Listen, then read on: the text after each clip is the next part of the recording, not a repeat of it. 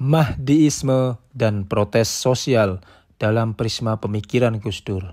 Sebenarnya tidaklah tepat untuk membatasi tentang mesianisme dalam Islam hanya pada Mahdiisme belaka, tetapi keterbatasan ruang menghendaki pembatasan pembicaraan seperti itu, walaupun Mahdiisme bukanlah satu-satunya gerakan mesianistis dalam Islam. Pembatasan pokok pembicaraan hanya pada Mahdiisme adalah disebabkan oleh sifatnya sebagai manifestasi utama dari mesianisme Islam, sehingga ia seringkali justru dianggap sebagai mesianisme Islam itu sendiri. Penyamaan tersebut sering merupakan kenyataan bahwa Mahdiisme sebenarnya adalah gerakan mesianistis terkecil dalam luas lingkup pemikirannya dan terdangkal tradisinya di antara gerakan-gerakan mesianistis utama dari agama-agama besar di dunia. Dengan demikian, pembicaraan tentang Mahdiisme perlu diletakkan dalam perspektif tertentu yang akan memagari hakikat dirinya dari penyamarataan dengan gerakan-gerakan mesianis lainnya. Perspektif tersebut diperlukan pula bagi pengenalan Mahdiisme sebagai manifestasi berwajah banyak dari fenomena yang satu. Mahdiisme semula berasal dari protes politik yang timbul dari pergolakan merebut kekuasaan pemerintahan antara sekian banyak kelompok yang saling bermusuhan pada permulaan sejarah Islam.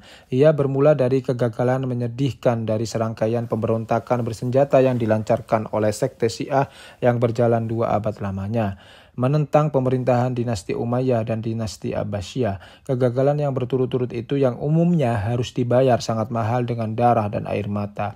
Akhirnya menumbuhkan semacam kepercayaan di kalangan sekte Syiah tentang akan menghilangnya imam terakhir mereka secara ajaib, untuk menunggu masa munculnya kembali di muka bumi sebagai Mahdi, atau ia yang memperoleh petunjuk yang benar, guna menegakkan kembali kebenaran dalam Islam. Keyakinan akan munculnya juru selamat atau Mesiah, atau dalam bahasa Arab Al-Masih, berupa Mahdi ini dengan demikian berakar pada doktrin tentang Mahdi hingga sekarang ini. Walaupun kemudian doktrin itu sendiri berkembang menjadi doktrin teologis yang bersifat eskatologis. Dari doktrin yang semula hanya berkembang di kalangan Syiah belaka, Mahdiisme kemudian diadaptasi atau diadoptir oleh Islam Ortodoks. Walaupun dalam bentuk yang telah mengalami modifikasi, Mahdi sang juru selamat yang dalam kepercayaan kelompok Syiah Ismailiyah adalah personifikasi Nabi terakhir, atau kepercayaan mana justru bertentangan dengan doktrin Islam Ortodoks tentang terputusnya rantai kenabian dengan diutusnya Nabi Muhammad sebagai Nabi terakhir. Dalam ortodoksi Islam berubah menjadi turunan Nabi Muhammad yang akan melanjutkan kekhalifahan murni yang telah dimulai oleh para khalifah 4 yang pertama. Sang Mahdi ini akan menolong umat manusia dari tirani yang telah bersimaharajalela di mana-mana, akan membasmi segala macam bentuk kejahatan. Pada akhir pemerintahannya akan datang menyerang tiran baru dalam bentuk Dajjal. Untuk menghadapi makhluk mana akan turun Nabi Isa kembali ke muka bumi dan membunuhnya sekali. Setelah itu beliau akan bersembahyang dengan dipimpin oleh Sang Mahdi, saat mana akan menandakan datangnya hari kiamat. Di saat dunia telah dipenuhi keadilan dan ketentraman, Mahdiisme dalam pengertian historisnya selalu hanya dianggap sebagai protes politik. Tetapi sebenarnya gerakan ini pada dirinya adalah protes sosial, walaupun biasanya memiliki kaitan dengan dan didasarkan atas klaim politik. Kenyataan ini akan lebih dapat dipahami kalau dalam menunjukkan jari ke alamat Mahdiisme kita tidak hanya membatasi diri pada gerakan-gerakan besar yang tercatat dalam buku-buku sejarah belaka, tetapi juga memasukkan dalam pengenalan kita kasus-kasus Mahdiistis yang kecil-kecil terserak-serak di seluruh dunia Islam selama berabad-abad. Dalam gerakan-gerakan Mahdiistis yang berbesar sekalipun masih dapat ditelusuri sebab-sebab sosial yang mendasarinya, seperti dalam contoh pemberontakan Muhammad Ahmad Al-Mahdi di Sudan pada abad yang lalu, yang mengakibatkan perubahan perimbangan kekuatan besar-besaran di kawasan Timur Tengah waktu itu.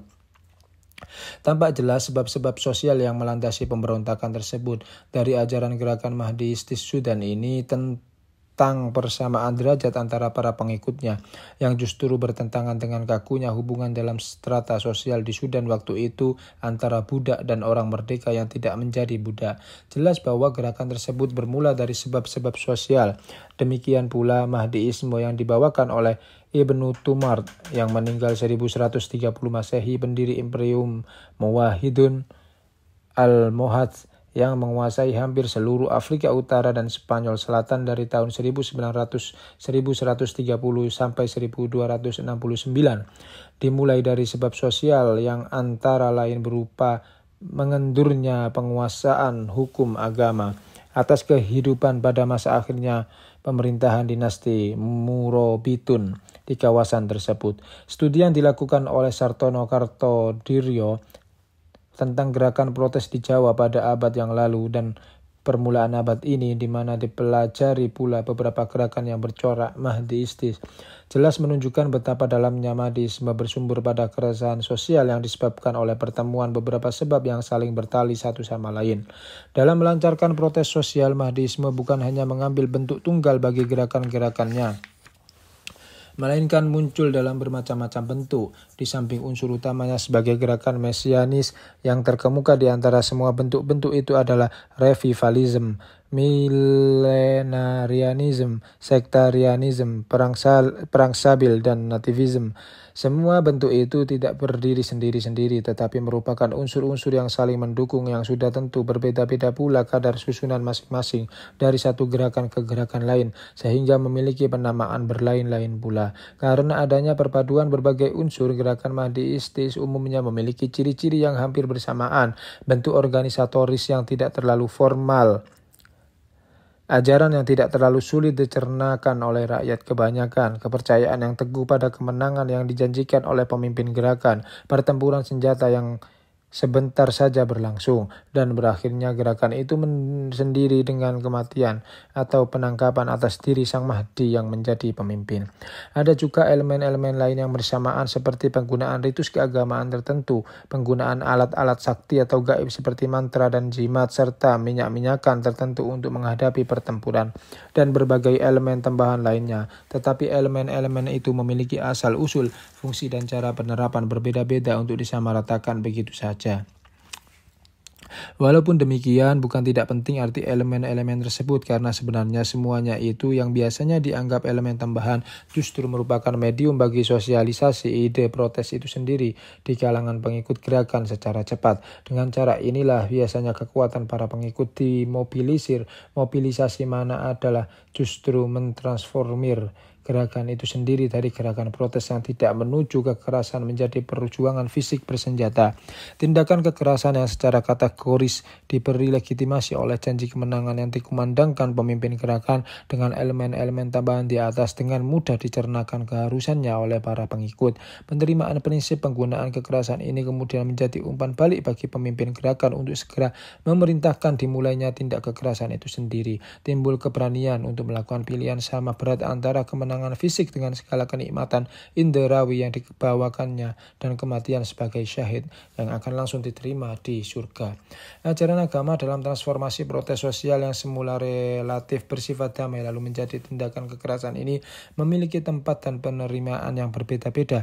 Pada mulanya ajaran agama yang disebarkan di kalangan para pengikut berfungsi sebagai alat legitimasi supremasi pemimpin gerakan, kemudian ia berfungsi sebagai pemberi legitimasi kepada elemen-elemen tambahan di atas, dan terakhir berfungsi sebagai pemberi legitimasi bagi para pengikut dan kewajiban bagi pemimpin gerakan untuk memulai tindak kekerasan. Karena fungsinya yang seperti ini sering kita lihat modifikasi beberapa dari ajaran umum agama, termasuk yang paling dasar sekalipun, guna memenuhi kebutuhan proses pemberian legitimasi yang digambarkan di atas pada gerakan Ahmad Al-Mahdi di Sudan misalnya. Ke dalam rukun Islam dimaksudkan kewajiban perang sabil atau jihad sebagai sendi agama, mendahului kewajiban mengerjakan ibadah haji.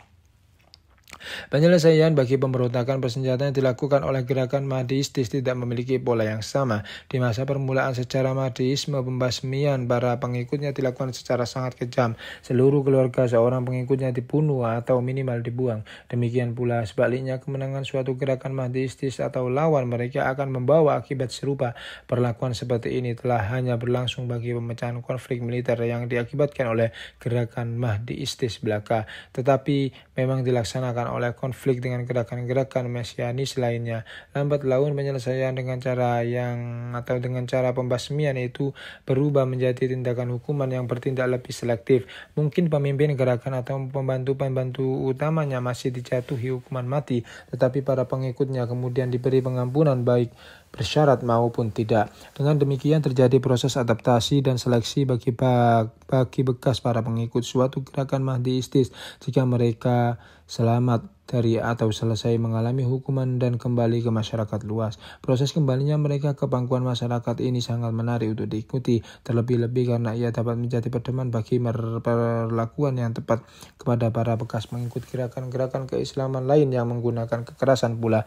Lebih-lebih dalam masa kehidupan bernegara di alam modern dewasa ini dengan polarisasi kehidupan yang sebenarnya semakin menajam untuk berbagai ideologi, di samping semakin banyaknya peluang untuk mengintegrasikan masyarakat, sekadar penelaahan atas proses pengedaran kembali atau recycling bekas-bekas pengikut berbagai gerakan yang telah terlempar dari kehidupan ramai yang akan sangat berguna bagi penciptaan integrasi yang lebih berarti lagi dalam batang tubuh masyarakat.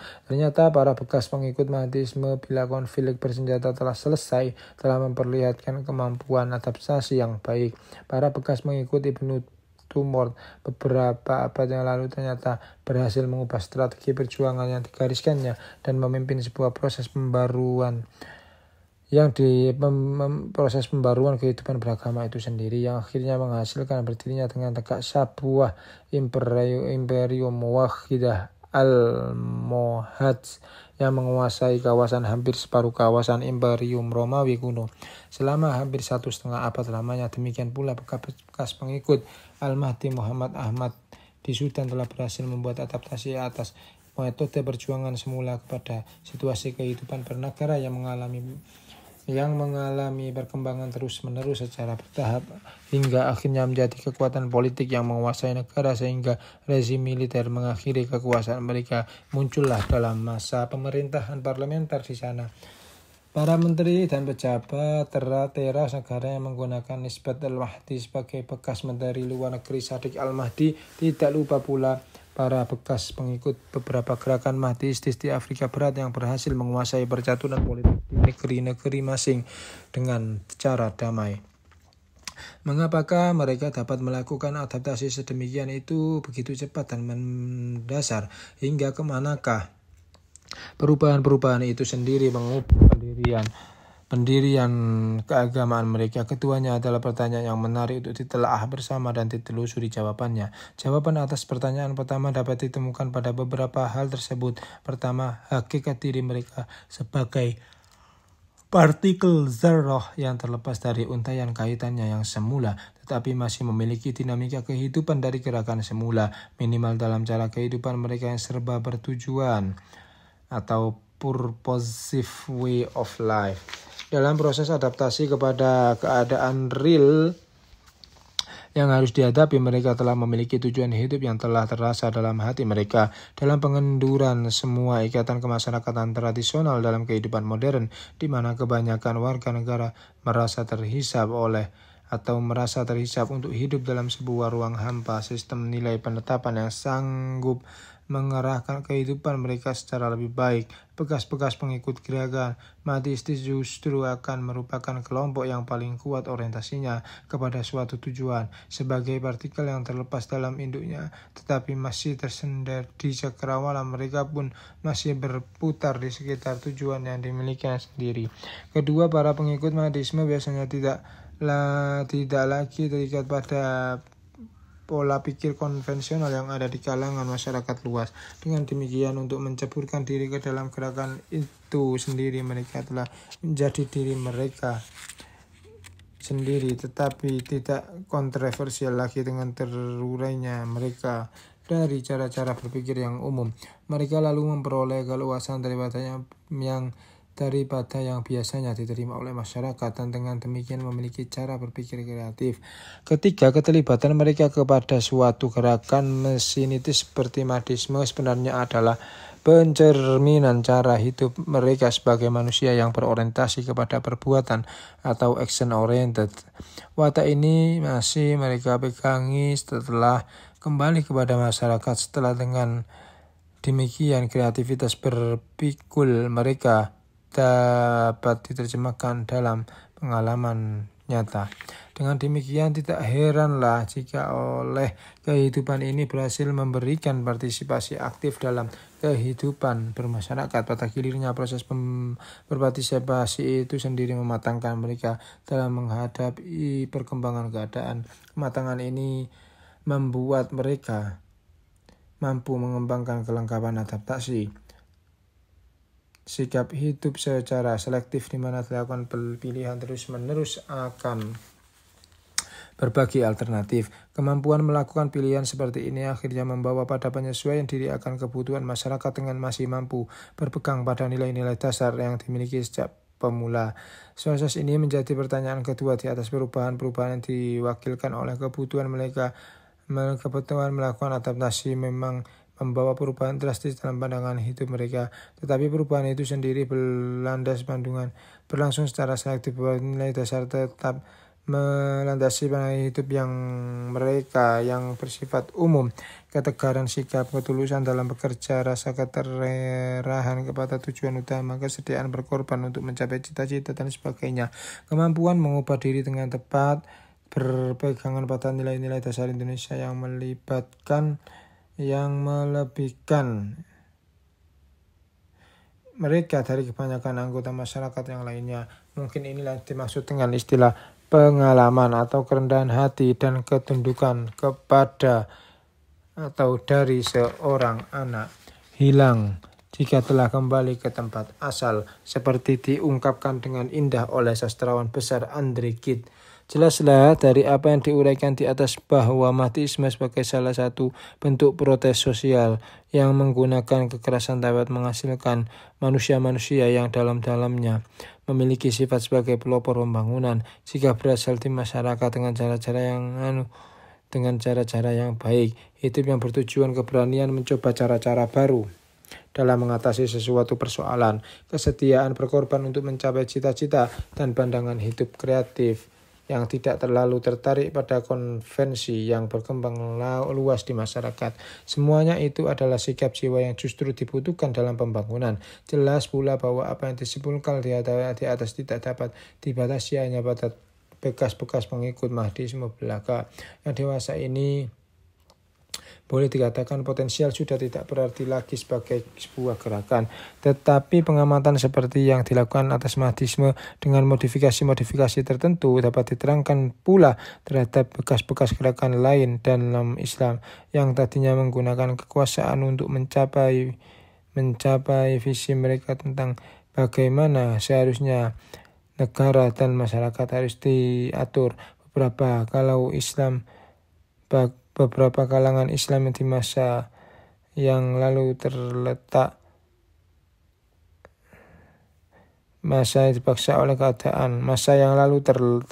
turut dalam pemberontakan bersenjata, baik karena dipaksa oleh keadaan atau atas kehendak sendiri, perlu memperoleh pengertian seperti ini. Dalam kehidupan nyata dewasa ini dapat dinikmati betapa sebagian besar mereka yang telah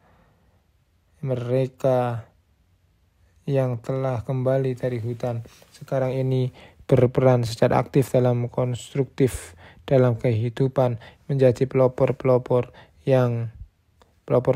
pembangunan.